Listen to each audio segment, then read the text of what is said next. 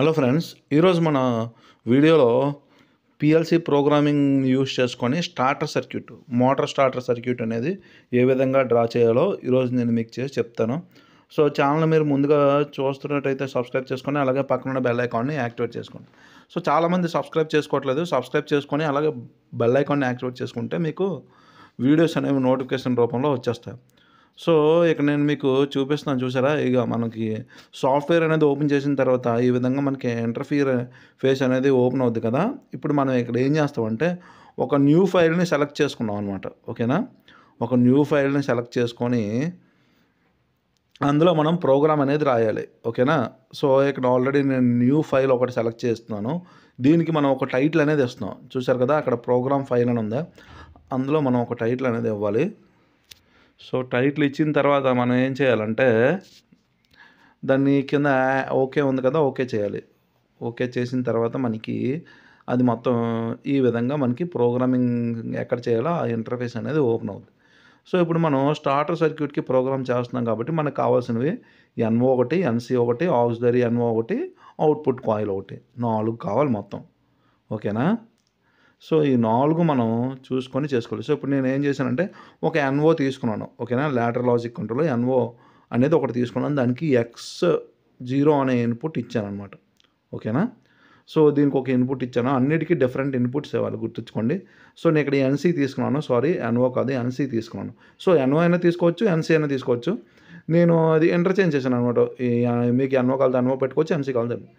So ఇప్పుడు నేను ఇక్కడ ఎన్సీ పెట్టుకొని దానికి X0 అనే ఇన్పుట్ ఇండికేట్ చేశాను అనమాట, X0తో.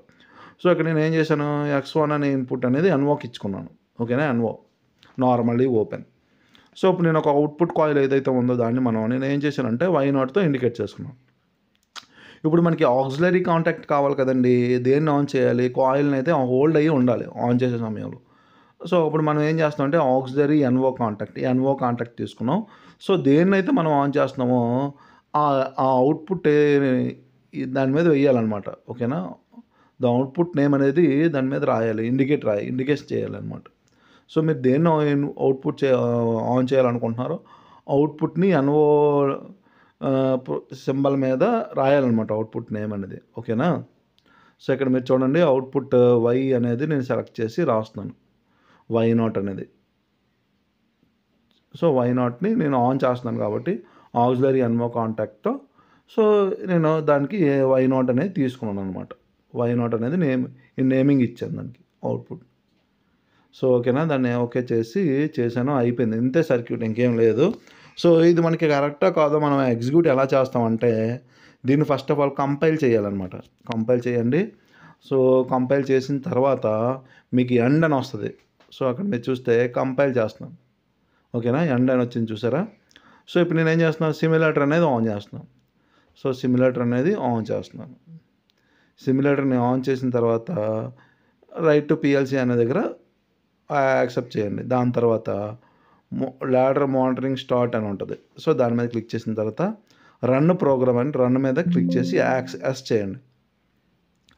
సో ఇప్పుడు మీరు చూసారా, ఆఫ్ కండిషన్లో ఉంది కాబట్టి అవుట్పుట్ Y0 అనేది ఆన్లో ఉంది. ఎప్పుడైతే నేను X1ని ఆన్ చేస్తానో చూడండి, Y0 అనేది ఆన్ అయింది.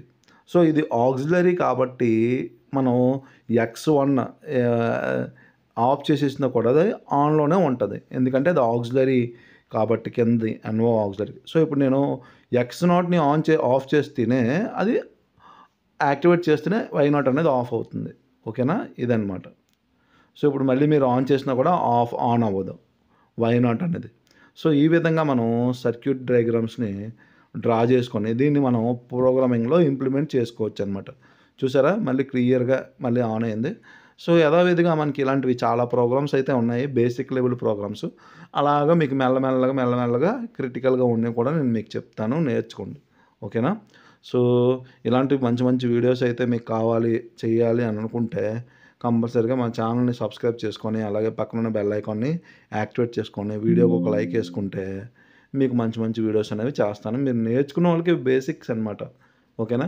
తర్వాత మీరు ఇంకెక్కడైనా సెర్చ్ చేసుకొని ఇంకా హైలీ ఇంప్లిమెంటెడ్ ప్రోగ్రామ్స్ ఏవి ఉంటే వాటి మీద మీరు ఫోకస్ చేస్తే మీకు ఉపయోగం ఉంటుంది. సో నేను అన్ని సిమ్యులేషన్ అది ఆఫ్ చేశాను కాబట్టి బ్యాక్ వచ్చేసింది మళ్ళీని. ఓకేనా?